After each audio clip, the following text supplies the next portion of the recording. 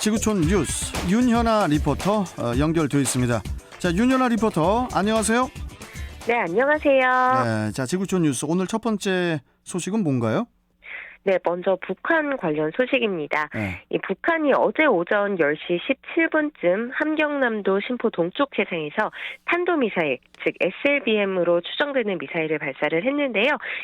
우리 합동참모본부는 이 미사일을 잠수함 발사 탄도미사일로 추정을 했고, 북한 조선중앙통신 역시 이것을 신형 잠수함 발사 탄도탄을 시험 발사 진행했다라고 밝혔습니다. 이 북한의 SLBM 시험 발사는 2019년 10월 북극성 사명을 수중 바지선에서 시험 발사한 이후 2년 만인데요. 이 당시 북극성 사명은 고각 발사가 됐는데 정상 각도에서 발사를 했다면 비행거리가 2,000km에 이를 것으로 추정됐습니다. 앞서 2016년 8월에는 북극성 1형을 수중에서 시험 발사했습니다. 또 북한의 미사일 발사는 올 들어서 벌써 8번째인데요.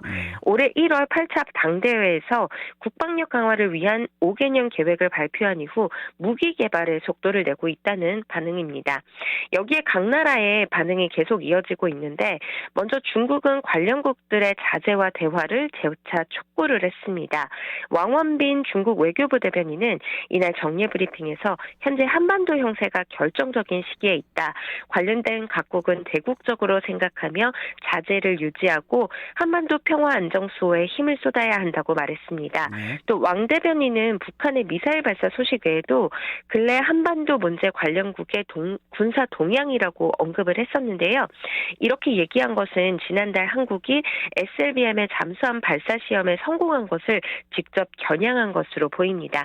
이 한반도 정세 불안정의 책임을 북한에게만 돌릴 수 없다는 지적으로 풀이되고 있습니다. 일본은 어떤 입장을 내놨습니까?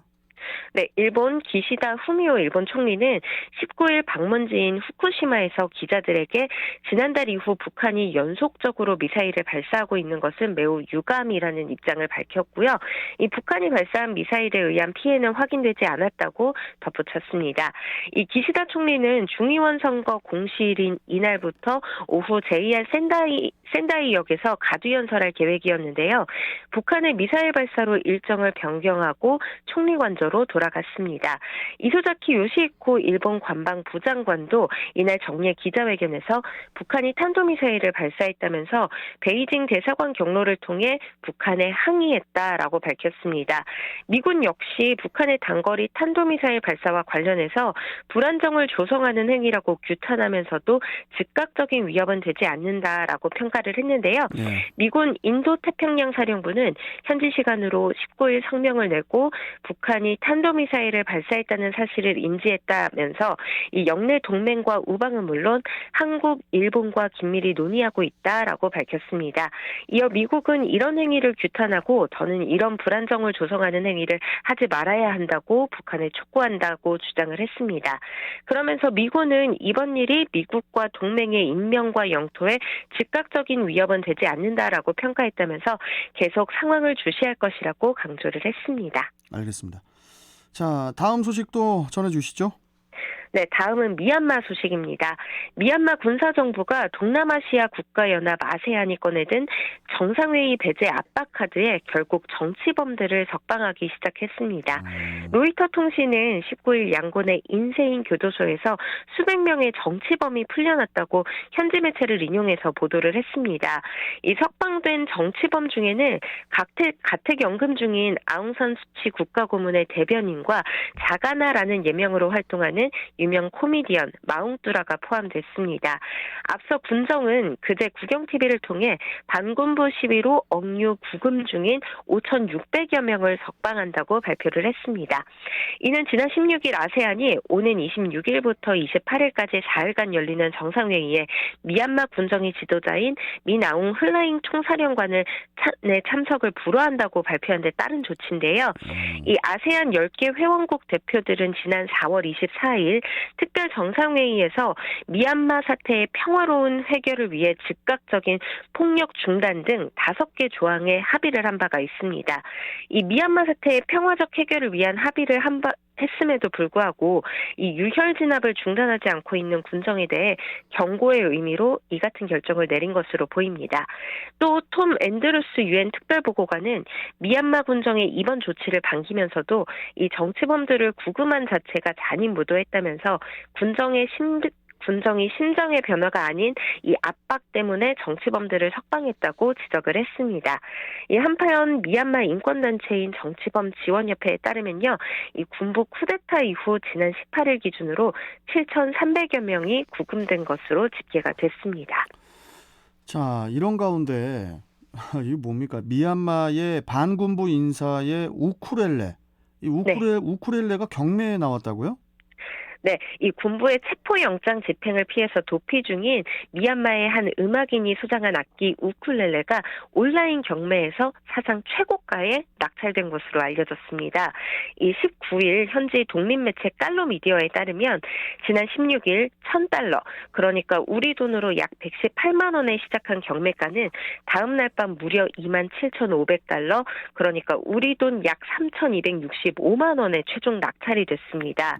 네, 이번 경매는 수익금 전액이 반군부 민주진영 임시정부인 국민통합정부에 기부될 것으로 사전 공지되면서 이 시민들의 관심이 모아진 건데요.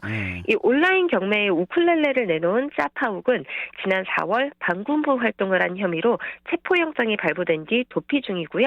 이 경매를 주관한 빤셀로는 미얀마의 유명한 반체제 작가입니다. 이 둘은 경매 수익금 전부를 미얀마 민주화 세력에 기부하기로 했다고 깔로미디어는 전했습니다.